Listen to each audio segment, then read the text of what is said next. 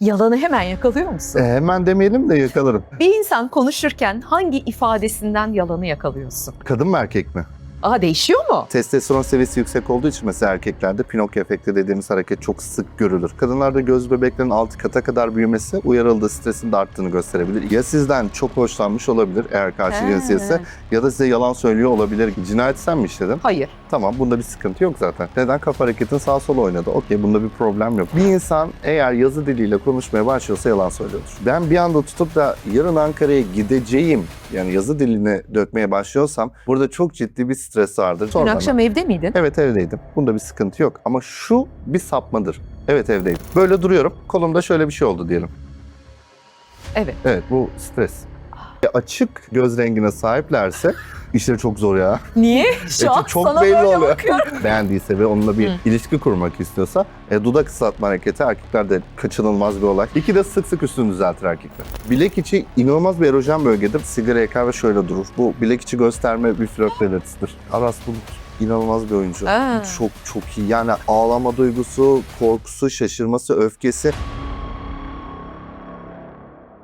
Efendim merhabalar. Onu Instagram'da hepiniz çok yakından takip ediyorsunuz. Mikro İfaden adlı hesabın sahibi. Burak Harun Kaplan, kendisi adli bilimler uzmanı. Burak hoş geldin. Hoş bulduk, teşekkür ederim. Ya böyle konuşurken mimik yapıyorum ya. Acaba benden neyi yakalayacak endişesiyle konuşmaya başladım. Yok. Yani mesai saatleri dışında çalışmıyorum. O konuda işim rahat olsun. Ya beni normal hayatında, gündelik yaşamında zorlayan bir şey değil mi bu uzmanlık? Ya şöyle 12 senedir çalıştığım için ilk 5 senesi çok zorlu geçti. Ama sonrasında işte bazı desteklerle beraber bu işi atlattım. Ben şunu öğrendim en azından. Bir insan yalan söylüyorsa da bu olabilir, hayatın akışında olan şeyler. Yalanı hemen yakalıyor musun? Hemen demeyelim de yakalarım. Mesela bir insan konuşurken hangi ifadesinden yalanı yakalıyorsun? Kadın mı erkek mi? Değişiyor mu? Ya değişkenlikler var. Genelde ortak olsa da değişkenlikler Hadi var. erkekten başlayalım. Erkekte ya ayak parmak uçlarına basması stres belirginliğini çok gösteren şeylerdi ama hiçbir zaman tek bir veriyle bir şey yakalamıyorum tabii Elbette. ki. Testosteron seviyesi yüksek olduğu için mesela erkeklerde Pinokyo efekti dediğimiz hareket çok sık görülür. Ama sırf burun ucunu kaşıyor diye de yalan söylüyor demiyoruz. Birden fazla semptoma bakıyoruz. Mesela şüpheli bir durum var. Kadın erkeği sorguluyor. Mesela aldattığından şüphe duyuyor, tamam mı? Adam böyle bir şeyi açıklamaya çalışırken böyle yaptıysa bu bir işaret. Bu bir ipucudur ama aldatma ile ilgili ben yani kendimce de olduğunu düşünüyorum. Kesin bir veri var. Yani bunu sunabilirim ilerleyen zamanlarda. Az sonra diyoruz. Aldatmayla ilgili bir işaret söyleyecek. Evet. Kadınlarda yalanın işaretleri. Yani şöyle, aslında kadınlar biraz daha zorlu bir sürece dahil. Çünkü kadınlarda göz bebeklerinin 6 kata kadar büyümesi uyarıldığı stresin de arttığını gösterebilir. İki ifade vardır. Ya sizden çok hoşlanmış olabilir eğer karşı cinsiyetse ya da size yalan söylüyor olabilir gibi Ya ipuçları bir var. kadın yalan söylediğinde göz bebekleri büyüyor. Evet, 6 kata kadar artıyor. 6 kata kadar. Evet, doğru. Yani Oo. eğer açık göz rengine sahiplerse işleri çok zor ya. Niye? Şu an Çok sana belli böyle oluyor. bakıyorum. Çok belli oluyor çünkü yani daha koyu göz rengine sahip olan insanlarda göz bebeğini büyük küçüldüğünü ayırt ettiğinde çok dikkatli bakmak gerekiyor. O da biraz kuşkucu yani. Göz bebeklerinin büyümesi biraz şaşırma ifadesi de değil mi? Biraz değil, aslında şaşırma ifadesidir. Uyarılma ifadesidir. Kadın yalan söylüyorsa onun da ifadesi olabilir. O yüzden diyorum, her zaman tek bir veri hiçbir zaman bu konuda kesinlik taşımaz. Kadınlar yalanı erkeklere göre daha iyi saklıyor diyebiliyor muyuz? Aslında şöyle, bence kadınlar duygusal zekası daha yüksek varlıklar olduğu için yalanı daha iyi kurguluyorlar. Daha önceden kurguluyorlar. Bazı şeylerin gidişatını daha iyi planlayabiliyorlar. Bu yüzden yakalaması daha Sinsi zor. çalışıyoruz. Maalesef diyelim mi? Erkekler sanki daha çok ele veriyor gibi hissediyorum. Bu bir his. Ya bir bu- bilgiye dayanarak söylemiyorum. Ya şöyle bir şey var. Her erkek için geçerli olmayabilir ama yani sosyolojik bakış açısıyla bakarsanız Türkiye'de erkekler daha anlık yalan söylüyor. O yüzden hani açık uçlu cevaplar vermez. Evet, hayır falan filandır. O yüzden daha belirgin oluyor bazı şeyler. Ya daha basit oluyor ya her şey erkek için. Ya ne Maalesef. bileyim, bir ilişkin olduğunda, Hı hı. aile fertlerinle bir şey konuşurken, arkadaşlarınla bir araya geldiğinde Hı hı. gerçekten o uzmanlığını nasıl saklıyorsun? Yani ister istemez fark ediyorsundur. Evet, tabii ki ama şöyle bir şey var. Ben doğduğumdan beri aynı aileyle beraberim. Onlar da benle beraber gelişti bu konuda. Ya benim arkadaşlarım da sınırlı ve yani çok uzun süredir beraber olduğum arkadaşlarım var. Yani yeni insanlarla ekstra tanışıp uzun vadeli bir arkadaşlık sürdürmediğim için çok uzun süredir. Çok zor olmuyor. Alıştık birbirimize yani. Yalan söylemiyorlar. Söylememeyi tercih ediyorlar yani. Zaten yalan niye söylesin ya? Söylememesi gerekiyor bence. Sadece yalan değil, bir ifadesinden. Tabii ki anlayabiliyorsun. Ya bu gözümden kaçırabileceğim bir şey değil. Mesleki deformasyon. Kesinlikle öyle ya. Elimde o. Çünkü ben oturup günde 15 saat sadece yüz analizi ediyorum. Dışarı çıktığımda Doğru. da ister istemez bakıyorum. Bir ifademi yakalamıştım benim. Evet, Onu doğru. da hesabında paylaştı. İstemsiz konuğumun söylediği, asla konuğuma karşı Evet, bir değildi hareket zaten. değil ama konuğumun bahsettiği Konuyu hatırlıyorum. Neydi? Sahte parfüm. sahte parfüm Evet. dediğinde nasıldı ifaden? Üst dudak çekilmesi oldu. Şöyle bir şey verdiniz. Çok hızlı bir şekildeydi. Sahte parfüme karşı tepki Evet, verdiğiniz gösterdi tepkiydi. vücudu. Evet. Yani Bu ne demek yani? Benimle ilgili ne anlatıyor? şöyle bilinçaltınızda veya isteyip de bastırın. Mesela sahte parfümden tiksiniyor olabilirsiniz. Bu olabilen bir şey bu arada. Veya daha önceki nasıl söyleyeyim bilinçaltınızda yaşadığınız bir olayda sahte parfümden tiksinmişsinizdir. Bir koku vardır. O anlık olarak ortaya çıkan ve bu sizin asla kontrol edebileceğiniz bir hareket değil. Bu otonom kas hareketidir. Mikro ifadeler zaten bastırıldığında ortaya çıkar. Yani sayalım: korku, şaşırma, öfke, üzüntü, tiksinme, mutluluk. Başka ne var? Korku dedik mi? Korku dedik, evet. Korku dedik. Korku, şaşırma, üzüntü, tiksinme, mutluluk, öfke, şaşırma. Şimdi bu 7 tane mikro ifadenin tamamı bastırıldığında kişilerde otonom olarak ortaya çıkıyor. Sizin bunu botoks dışında gizlemeniz mümkün değil. Ancak botoks yaparsanız mikro ifadeleri gizleyebilirsiniz. Siz bu duygulardan mesela diyelim ki ben size bir şey anlatıyorum. Siz de beni küçümseyeceksiniz. Olabilir bu. Ama yani aman Burak görmesin ben bunu bastırayım dediğiniz anda Ortaya çıkıyor. ortaya çıkıyor. Bunun kaçarı yok. Mesela onun ifadesi ne? Ne olur? Tek taraflı dudak çekilmesi olur. He, Yani şu ama şu hız şu. anlık. Çok yani bir saniyenin altında gerçekleşen Evet, kız evet. hareketleri, evet. Beden yalan söylemez diye. Asla Boşuna söylemez. demiyorlar. Asla söylemez. Asla söylemez. Şimdi kendisi memlekette kriminal olaylar olduğunda ben ilkin gidip onun sayfasına bakıyorum. Ya da mesela bütün ülkenin konuştuğu bir mesele olduğunda Burak kesin bununla ilgili video yapmıştır diyorum. Hemen gidiyorum mikro ifadenden bakıyorum. Yapmak zorunda kalıyorum zaten. O kadar çok mesaj geliyor. Geliyor, değil mi? Tabii ki. Bu arada mesela bir gün falan geç yaptığım zaman da aşırı linç yiyorum. Yani illa hemen yapmam gerekiyor böyle anında. Öyle bir toplum beklentisi oluyor. Senden mesela çözülmesi gereken bazı konularda Hı hı. faydalanıyor mu adli birimler, Ya şöyle, emniyet? Biraz gizli bilgilere mi girdik bilmiyorum. yok gizli bilgiler değil de şöyle yani mütalaa düzenliyorum. Bilirkişi raporu sunuyorum. Tabii ki bunları yapıyorum. Ama hani sonuçta mikro ifadeler Türkiye'de en azından şu anlık söylüyorum. %100 böyle geçerli veri sunulmadığı için, daha çok iyi bilinmediği için emniyet kısmında da şu anda biraz muallakta. Ama özellikle son zamanlarda savcılar ya da hakimler bu konuda çok ciddi mütalaa talep ediyorlar. Evet. Yani son baktığım olay da aynı şekilde. Yani çok kötü olaylara da bakmak zorunda kalıyorsunuz. Biraz da vicdan muhasebesi oluyor. Acaba yapsam ya, ama yapmak zorunda kaldığım şeyler oluyor tabii. Neydi o olay? Anlatır mısın? 18 yaş altında yaşanan bir taciz olayıydı. Evet. Senden faydalanmak Evet, bir istediler. pedagog eşliğindeki bir video vardı. Evet. Bu videoya bilirkişi raporu Sonuç talep ne edildi. çıktı analizinde? Kızın yalan söylediği çıktı. Bu konuda bu zaten sonrasında da ortaya çıktı. Çocuk da beraat etti. Kötü bir olaydı. Neler. Evet, yaşanıyor. Maalesef yaşanıyor. Yani görmediğimiz çok fazla şey var. Biri bir cinayet işledi. Evet. Şüpheler de onun üstünde. Evet. Ve saklıyor bunu. Tamam. Nereden anlarsın ilk? Cinayeti sen mi işledin sorusundan. Ne yapar ona? O kişi nasıl Mesela Bakın şöyle bir şey var. sor bana. Ne sorayım sana? Cinayeti sen mi işledin diye sor. Tamam. Bakalım. Cinayeti sen mi işledin? Hayır. Tamam, bunda bir sıkıntı yok zaten. Neden? Kafa hareketin sağa sola oynadı. Okey, bunda bir problem yok. Neden? Çünkü hayır derken kafa hareketinde olumsuz anlamdaydı. Örnek veriyorum. Bana konuşmadan evet der misin? Konuşmadan. Tamam. Peki sana bir soru sorayım. Atıyorum veya sen bana sor. Dün akşam evde miydin dedin. Sor Dün bana. akşam evde miydin? Evet, evdeydim. Bunda bir sıkıntı yok. Ama şu bir sapmadır. Evet, evdeydim. Heh, tamam. Olumlu cevaba Olumlu ya da cevap. onaylayan Evet. cevaba negatif kafa hareketi. Kesinlikle yalan söylediğiniz zaman ya şu bir gerçek. Beyin doğru söylemeye programlı. Bunun kaçarı yok.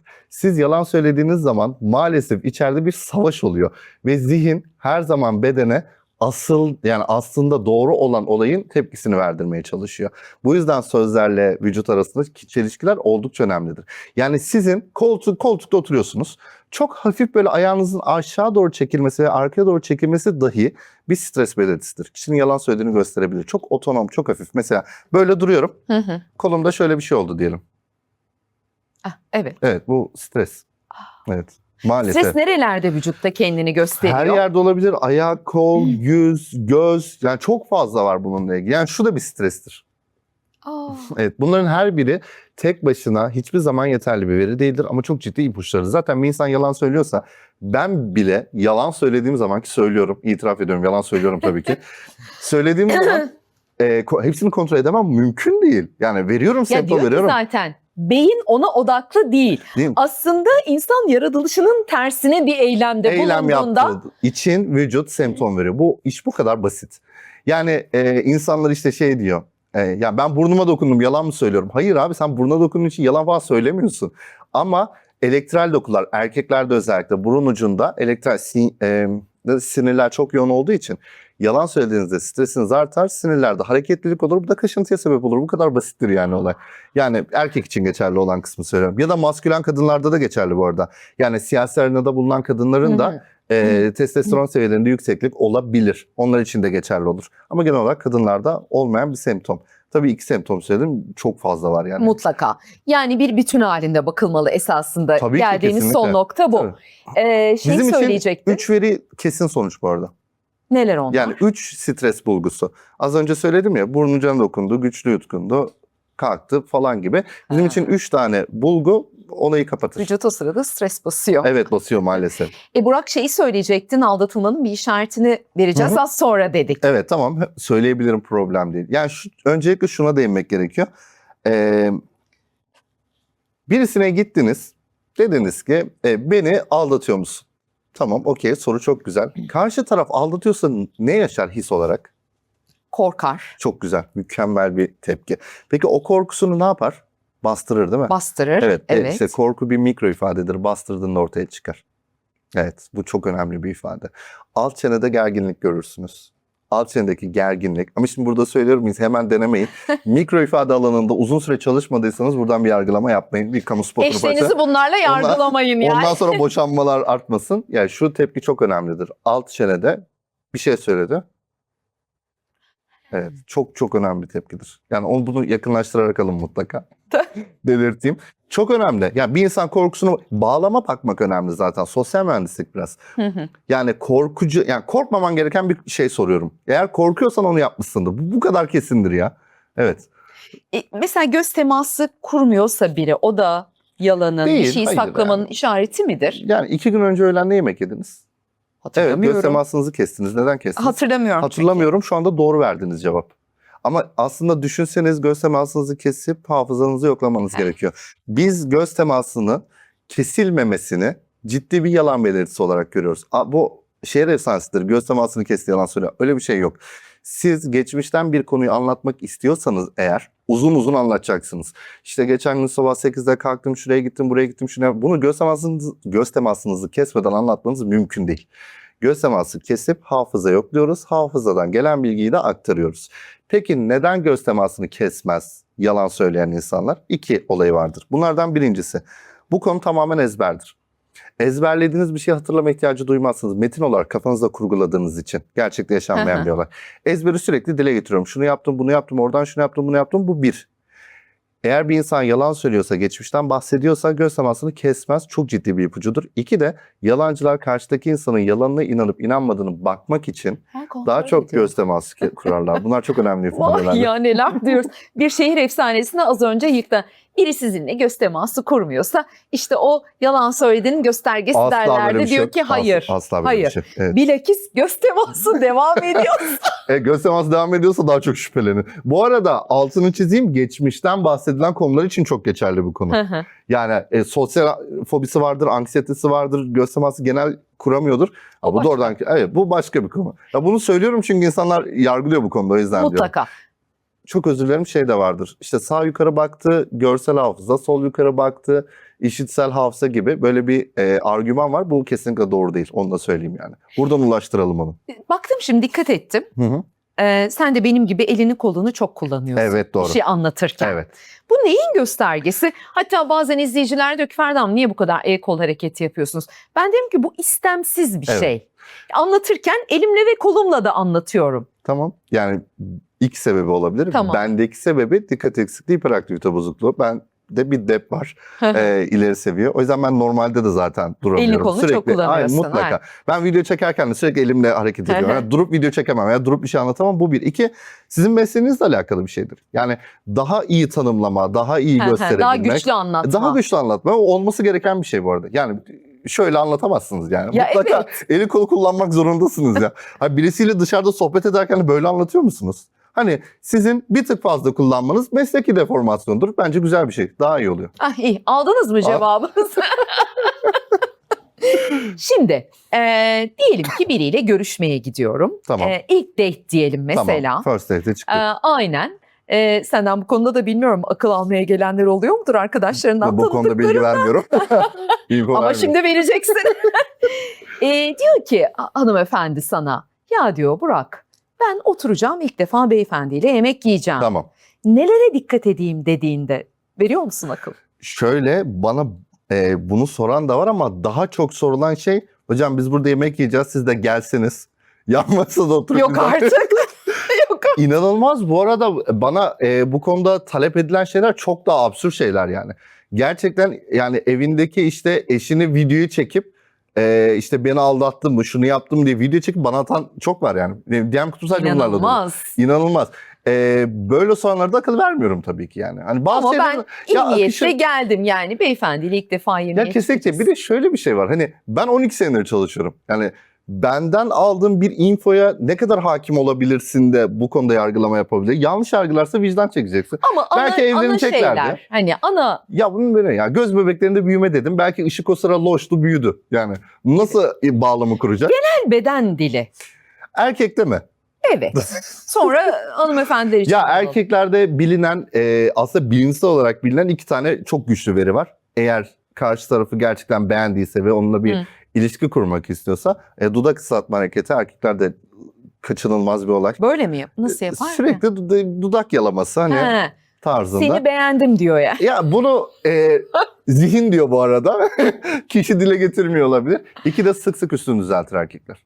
Bu çok önemli bir veridir. İnsanlar bunu çok atlıyor ama erkeklerin gerçekten karşıdaki partneriyle bir ilişki düşünüyorsa, çok istiyorsa sık sık üstünü düzeltme ihtiyacı evrimsel bir harekettir zaten. Bu çok Allah geçmişten gelen Allah. bir hareket. Evet.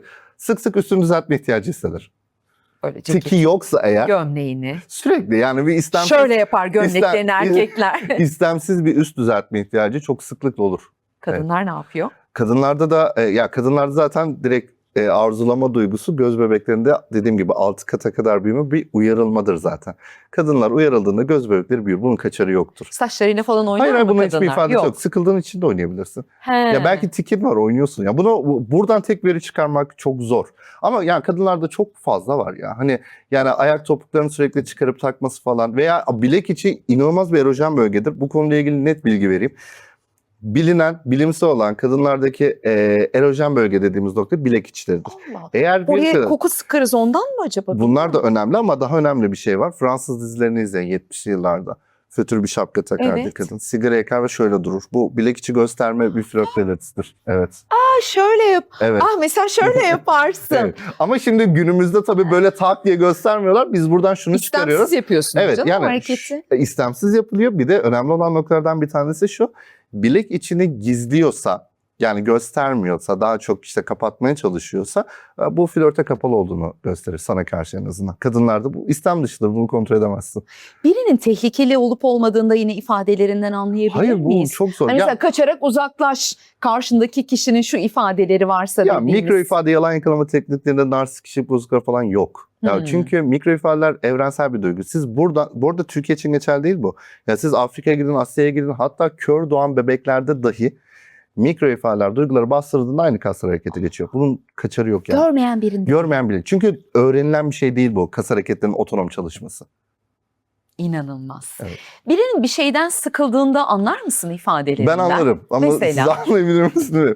Ya şöyle bir şey var hani ya sıkıldığında kasıt nedir yani makro beden diline bakarsınız. Ya Yani. oturdun işte bir çay Anladım. kahve içiyorsun. Yani sıkıldın. küçümsemediğine bakarım genellikle. Az önce bakın bir dudak hareketi yaptınız ya işte o aslında Şöyle mi? kasıtlı olarak Ha. da yaptınız şu anda. Kasıtlı Evet. olarak yaptınız. Ama bu bilinen bir şey işte. Karşı taraf bunu bastırdığında ortaya çıkıyor.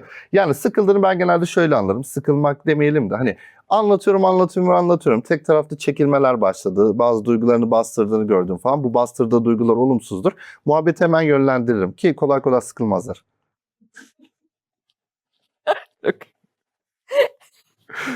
Bir şekilde yolunu bulurum. Peki mimik kaymaları genelde bu dudakta Aslında mimik mı? kayması dediğim şey az önce aslında anlattığım şeydi. Kafa hareketinin evet derken hayır He, olması o da bir mimik kayması. tabii ki çok önemli bir mimik kayması. Yani o zaten biz stres uzmanları olarak yani adli bilim uzmanlığı adı altına ben stres uzmanlığı yapıyorum. Stres belirtilerini gözlemliyorsunuz. Çok ciddi bir ifadedir. Mimik kayması dediğimiz şey bizim bir insanın olumlu cümlede ama bunu detaylandırayım. Mesela Tamam. olumsuz cümlede kafa hareketiniz olumsuz oluyor değil mi? Evet. Gitmedim. Tamam. Gitmedim. Evet Aynen. peki. Size bir soru soruyorum. Yalan söylemiyorum. Olumlu mudur, olumsuz mudur? Ay bilemedim şimdi. Peki yalan söylüyor olumsuz bir cümle midir? Evet. Yalan söylüyor. Evet yalan söylüyor. Olumsuz bir cümle. Neden olumsuz? Yalan kötü bir şey olduğu için Ama bunu kafamız... siz detaylandırıyorsunuz. Bizim burada dikkat etmemiz gereken nokta şu. M, ma eki olmalı. Yani şunu söylüyorum. Yalan söylemiyor. Yalan söylüyor. Anladınız mı? Yalan söylüyor anlamca hepimiz için olumsuz olsa da kafa hareketi olumlu olmak zorunda. Yalan söylüyor derken evet o yalan söylüyor. Evet doğru yalan söylüyor. Veya şu hayır yalan söylemiyor. İkisi arasında fark var. Yarın Ankara'ya gitmiyorum. Yarın Ankara'ya gidiyorum. Burada bakmanız gereken şey kelime içerisinde mema, olumsuzluk ekinin olması. Biz çünkü böyle öğrendik. Yıllarca hep böyle baktık. Sizin bütün tepkileriniz aslında bizim işte o kelime içerisindeki o eklerden kaynaklı verdiğiniz tepkiler. Tamamı bu. Bilerek çevrendekileri ölçüyor musun ya? Çok yani tabii ki. Ya. şöyle. Ölçmenin Yani ihtimali sırf var mı? eğlencesine diye ortaya bir soru atıp Ben çok iyi vampir köylü oynarım. nasıl? Yani vampir köylü diye bir oyun var. Birisi vampiri seçiyor. Tamam. Ve o seçen kişi gizliyor. 10 kişilik bir ekiple kim vampir diye herkes tartışıyor mesela. Ya böyle oyunlar da oynanmaz o zaman seninle. Oynamıyorum zaten. Oynatmıyorlar zaten. Düşünsene. Oynatmıyorlar. Bu arada benim onu bulmam için kimsenin konuşmasına gerek yok. O iddialıyım da. Bu arada herkese buradan hodri meydan. Kendine çok güvenen varsa. Vampir köylü oynayan, giysin. seven varsa ben ilk defa duydum. 100 kişilik ekibe de meydan okurum yani. Çok profesyonel. Konuşmasına bile gerek yok Hiç anlarım konuşmasına diyor. gerek yok. Evet. Yani bu arada en kötü meslekler, kötü demeyelim bu arada da hani yani bütün meslekler dahil istediğiniz meslek grubunu seçebilirsiniz. Yani bir meslek grubu da olabilir mesela. Hiç fark etmez. Anlarım diyor. Her türlü. Biri şöyle durduğunda Hiçbir bile şey ifade etmez. konuşmasa Hiçbir şey ifade etmez. bütün hepsi bir fikir veriyor mu? Yani şöyle bir duruş bile. Ya bir duruşun bizde yani benim çalıştığım şeyler streste çok, semptom ya da bastırdığınızda ortaya çıkan şeyler. Yani bir fotoğraftan hiçbir analiz yapamazsınız. Bir duruş hiçbir şey ifade. Mesela atıyorum bacak üstüne attığınız yön. Sizin ilgi yönünüzdür. Veya mesela 10 kişilik bir ekibe bakın. Sadece ayaklarına bakın. Kimin kime ilgisi var çok rahat anlarsınız. Çok rahat. Sadece bakın. Mesela ben sizle oturuyorum diyelim. Bir ayağım size bakıyorken bir ayağım kapıya bakıyorsa benim artık yavaştan gitme isteğim oluşmuştur demek. Şu an bakmıyor yanlış anlamayın da. Ama şimdi bunlar önemli. Fakat ben bunu bildiğim için ve bu benim kontrolümde olan bir şey olduğu için ben sizi yanıltabilirim. İlgim olsa bile bacak yönümü başka tarafa atabilirim. Yanlış sinyal Aynen. vermek için. Yapabilirsiniz bunu. O yüzden bunların bir kesinliği yoktur. Kesinlik olan tek şey mikro ifadelerdir. Bizim hiç bilmediğimiz, duyduğumuzda şaşıracağımız bir mikro ifade. Mikro ifadeler 7 tanedir ama semptom olarak söyleyebilirim. Yani burada açıklamam da hiç doğru olmuyor. Ya. Söyle merak ettik. Yani yalan semptomu olarak mı söyleyelim? Ne istersen. Çok güzel. Bir insan eğer yazı diliyle konuşmaya başlıyorsa yalan söylüyordur. Nasıl? Ne demek bu? Örnek veriyorum. Yarın Ankara'ya gideceğim dersiniz. Hı. Normal benim konuşma tarzı yapacağım, edeceğim tarzında. Evet. Ben bir anda tutup da yarın Ankara'ya gideceğim yani yazı diline dökmeye başlıyorsam burada çok ciddi bir stres vardır. Nedenini söyleyeyim. İkna manipülasyonudur bu. Yalancıların da çok sık başvurduğu bir şeydir. Yalancı manipülasyon deriz hatta. Yazı dilini konuşma diline çeviriyor. Yani şöyle oluyor.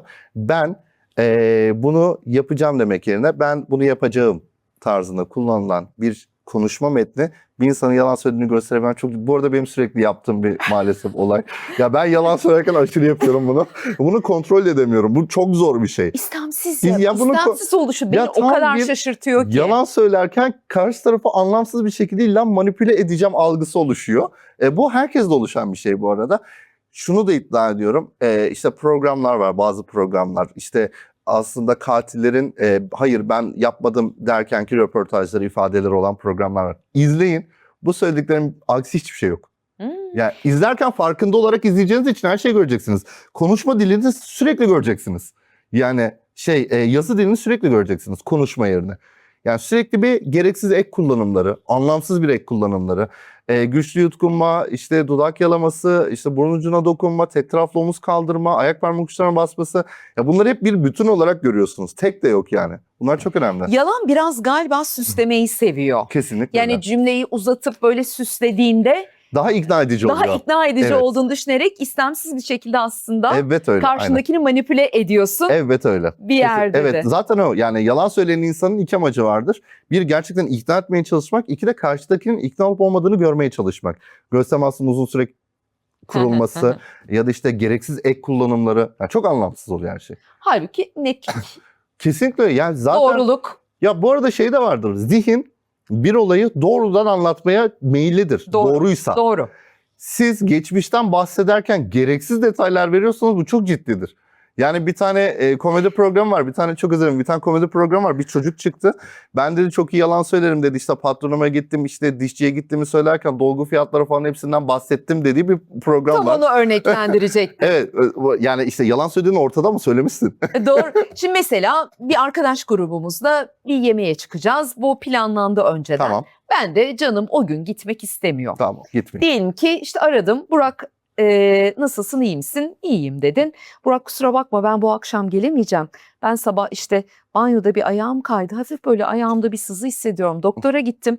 O da böyle böyle olabilir dedi. Zaten fiziken de kendimi hiç iyi hissetmiyorum. Hı. Biraz böyle bir üşüyorum. Bağışıklığım mı düştü acaba diye. Anlattım. Ben dinlemem bu kadar bu arada birisini ya. Niye? Çok uzun yani. Hani banyoda... Yalan söylüyorum, Ya, yalan değil mi? söylüyor tabii ki. Ya bu arada ben onu gereksiz ek kullanımı dışında da anlarım. Yani çünkü çok uzun süre mesela... Yüz yüze değiliz, telefondayız. Fark etmez. Şundan çünkü şöyle anlatayım. Ben farklı davalara da baktığım için ve ses programları kullandığım için ben sizin ses tonunuzun vurgusundan, dalgalanmasından da zaten yalan söyleyip söylemediğinizi anlıyorum. Çatallaşmasına gerek yok. Ses frekansını bile artık okeyledim yani. Sesimiz cümlede böyle dalgalanıyorsa... Hayır yani vurgu cümlelerinde vurgunun olmaması dahi, bu çok basit bir örnek ama çok ciddi bir örnektir. Allah Allah, buradaki bilgileri ne yapacağız bilmiyorum. Burak'tan aldığımız bu bilgileri. Kullanın tabii ki ya.